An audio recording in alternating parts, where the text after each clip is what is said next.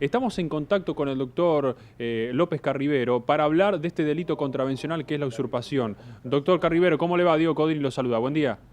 Hola, buen día, Diego. Mucho gusto en saludarlo. Igualmente. Doctor, un delito contravencional. Acá hay una usurpación. Lo explicaba bien Sergio Berni, lo explicaba bien también el fiscal. Ahora, el reclamo es... ¿usted cree que está bien argumentado? Sergio Berni dice, se le avisó a las 11 de la noche, no actuaron y esto tuvo el detonante, lamentablemente, de un fallecido. Claro, por supuesto. Bueno, ahí el tema del fallecimiento escapa a la usurpación, por supuesto. La usurpación está contemplada en el artículo 181 del Código Penal y se establece cuando se configura un ingreso ilegal a un predio, a un inmueble, a través de la violencia o la clandestinidad. Es decir, la violencia y la clandestinidad muchas veces, ejercidas de forma virulenta, generan peligros de muerte, y en este caso una muerte en concreto. Va a haber necesariamente una causa por usurpación, por la vulnerabilidad de la posesión del inmueble, y otra causa por la muerte, por el homicidio, donde se deberá establecer quiénes son los responsables de la pérdida humana. Son dos causas que convergen en el mismo escenario fáctico, pero que corren por cuerdas diferentes. La causa de usurpación va a la justicia contravencional de la ciudad de Buenos Aires, mientras por el homicidio, por la muerte de la persona, va a la justicia nacional, a un juzgado de instrucción normal y común, como todas las causas de instrucción. Es lamentable, pero a veces una acción delictiva lleva aparejada a la otra y se configura en este concurso de delitos. Carribero, Sergio Berni daba cuenta hace minutos cuando hablaba con los medios y decía, una grave denuncia realmente, que por ejemplo en Capital Federal a partir de las 7 de la tarde cuando se acude a la justicia para evidenciar este tipo de hechos o incluso hechos delictivos, la justicia dice, liberen a los detenidos, a partir de la mañana del día siguiente empezamos a trabajar. ¿A usted le consta eso que suceda en la Capital Federal? Sí, es así, tal cual. Eso no solamente en Capital, sino en el área metropolitana, en general pasa eso, porque los juzgados de turno no están las 24 horas que les corresponde el turno en sus puestos de trabajo. Es decir, para que un juzgado sea de turno, literalmente de turno, tiene que estar las 24 horas trabajando mientras dura el turno, ya sea un día, 2 días o 3 días. Por supuesto es que si el turno se prolonga más de un día, los empleados tienen que alternar su presencia porque tienen que ir a dormir, por supuesto, y a comer. Pero de todas maneras, cuando un juzgado está de turno debería estar las 24 horas y no suspender el trámite de su jurisdicción hasta el otro día cuando vuelven a desayunar y vuelven a encender las computadoras.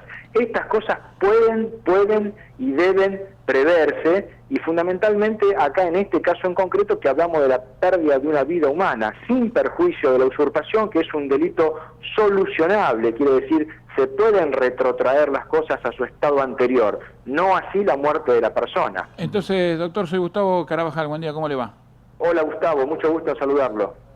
Acá es habitual entonces que los fiscales, después de cierta hora de del día, como comentaba Berni, no contesten el teléfono o directamente trabajen por control remoto.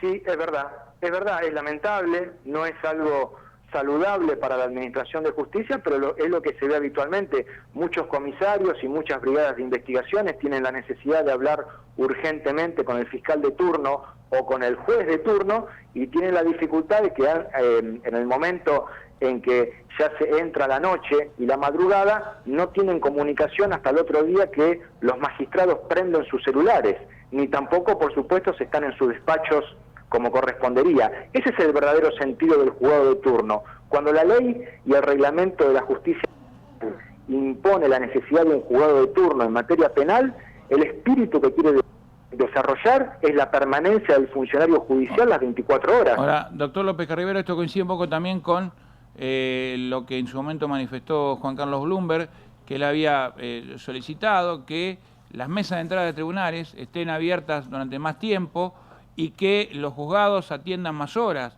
y que no corten de trabajar a la 1, 1:30 como hacen habitualmente.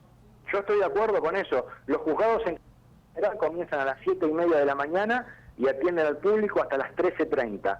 No hay ningún impedimento para que los juzgados trabajen hasta las 18 o a las 19 horas con atención al público, ¿se da cuenta? Con atención al público, porque es ahí cuando las necesidades afloran, y si la persona está cerca del juzgado, cerca de la fiscalía y quiere transmitir una urgencia, es mejor que lo haga en la fiscalía de turno o en el juzgado de turno, que lo haga en la comisaría, que el trámite es más engorroso. Es totalmente pertinente, yo estoy muy de acuerdo con esa postura.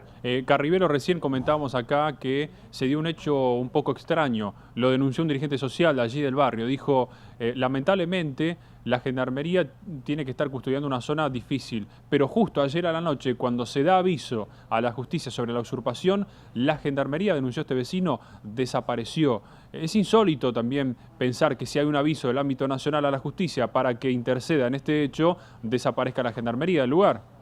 Bueno, ahí nosotros vemos habitualmente lo que pasa en estos casos, no solamente en Capital, sino en el resto del área metropolitana, donde las fuerzas de seguridad, antes de actuar por acción o por omisión, ponen el termómetro político, es decir, ¿qué es lo que conviene en este caso? ¿Cuál es la conveniencia política en este caso? Para mi superior y para mí, ¿actuar o no actuar? ¿Estar presente o irnos?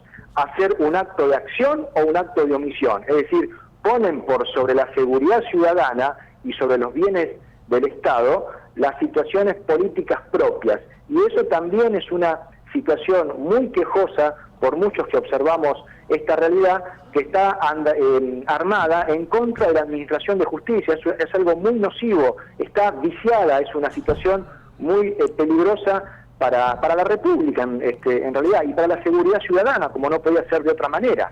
Doctor, ¿le puede caber alguna sanción o algún cuestionamiento al fiscal porque no estuvo y no respondió al pedido de la gente que estaba de Gendarmería, al pedido de las autoridades del Ministerio de Seguridad de la Nación de concurrir al lugar para que tomara y dimensionara lo que estaba pasando?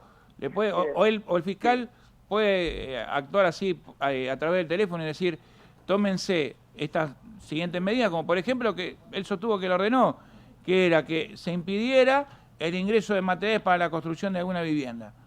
Sí, hay casos, Gustavo, hay casos analizados fríamente en que la presencia del fiscal es necesaria en el escenario de los hechos. Pero no lo marca la ley, ¿no? Esto surge de la práctica, pero no de la ley. No lo marca la ley, es cierto, pero hay casos en que se advierte fácilmente que la presencia de un funcionario judicial o del Ministerio Público puede morigerar la virulencia de la situación, puede bajar los ánimos y evitarse que el delito se siga propagando o que en consecuencia se produzcan nuevos delitos, como por ejemplo el homicidio de una persona. Es cierto que la ley no establece la obligatoriedad, sí establece la obligatoriedad del funcionario en su despacho público y con el teléfono prendido. Ahora, hay casos, insisto y subrayo, en que la buena praxis, la buena fe, la diligencia del funcionario judicial o del Ministerio Público establece la necesidad imperiosa de constituirse en el lugar, por una lógica elemental del ordenamiento ciudadano. Ahora, doctor Carribero, yo no quiero sustraerme de esta situación, que la verdad me parece muy seria, de la imprudencia o la impericia que puede llegar a tener la justicia cuando hay un aviso de una situación en particular. Pero alejándome tan solo un poco de esta discusión, aquí hay un delito primario, que es el delito contravencional. Quien delinque es la persona que usurpa un predio privado, en este caso potestad del gobierno de la ciudad. Usted nos decía, hay un artículo del Código Penal, ¿hay algún tipo de sanción para estas personas que terminan usurpando un terreno? ¿En algún momento se las sanciona con una multa o presos? No, no creo. Claro, el artículo 181 del Código Penal establece el delito de usurpación, que precisamente decíamos cuando se ingresa a un inmueble a través de la clandestinidad o de la violencia o del engaño. Pero se establece también, sí, una pena de prisión que es excarcelable, es decir, las personas pueden permanecer en libertad durante el transcurso del proceso y eventualmente pueden recibir una pena de libertad, una pena privativa de libertad dejada en suspenso, es decir, le corresponde por derecho, por lo que dice el Código Penal en materia de libertad condicional, y de ejecución condicional, dejarlo en suspenso. Con esto quiero Ajá. decir lo siguiente: ¿cuántos presos hay en Sí. nuestro país por usurpación? Ninguno. Ajá, ninguno. Bueno. Ninguno. Mire, Carriver, no sé qué opinión tiene. Nos acaba de informar la producción. Intentamos hablar con el doctor Gabriel Vega, es el juez que instruye esta causa con respecto a la usurpación.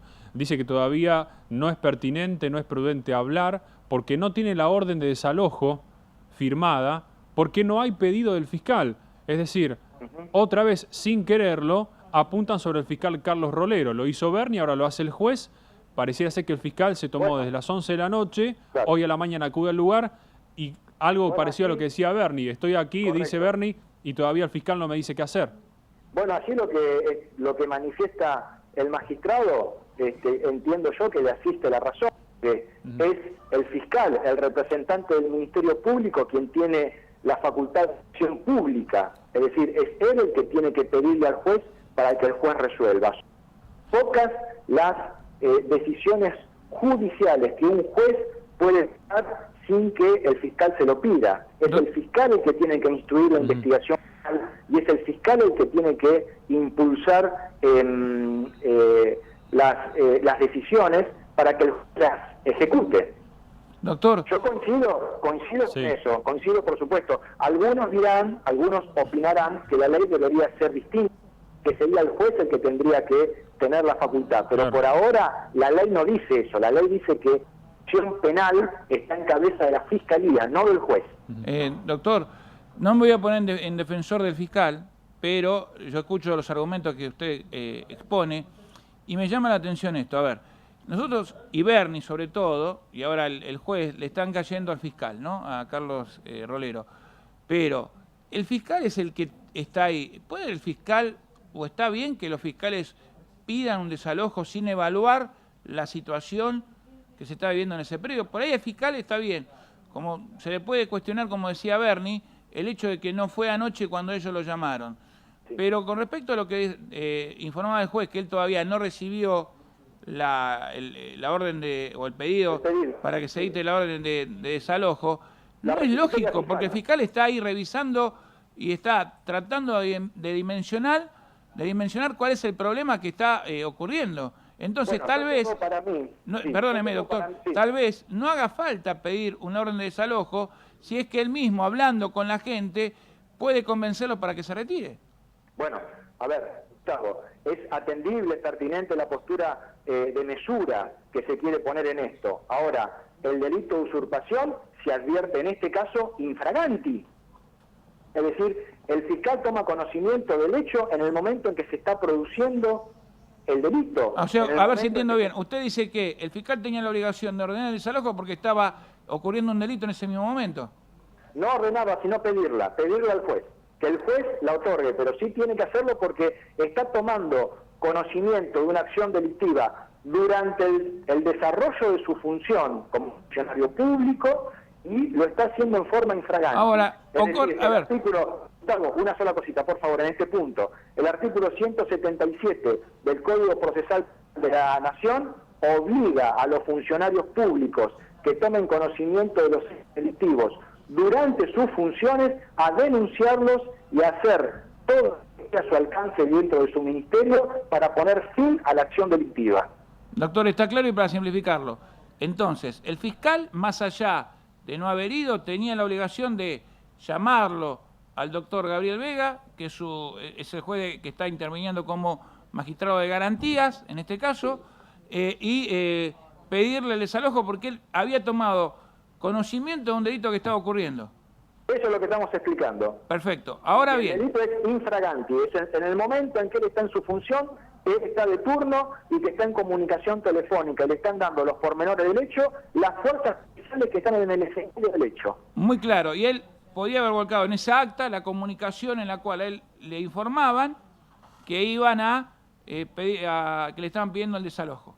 Exactamente, eso se llama requisitoria fiscal. El fiscal está refiriendo una medida ejecutoria a un juez para poner fin a la consumación de un delito que se está produciendo en ese mismo momento. Y él entonces ya estaría incurriendo en un delito que es incumplimiento de la ley de funcionario público.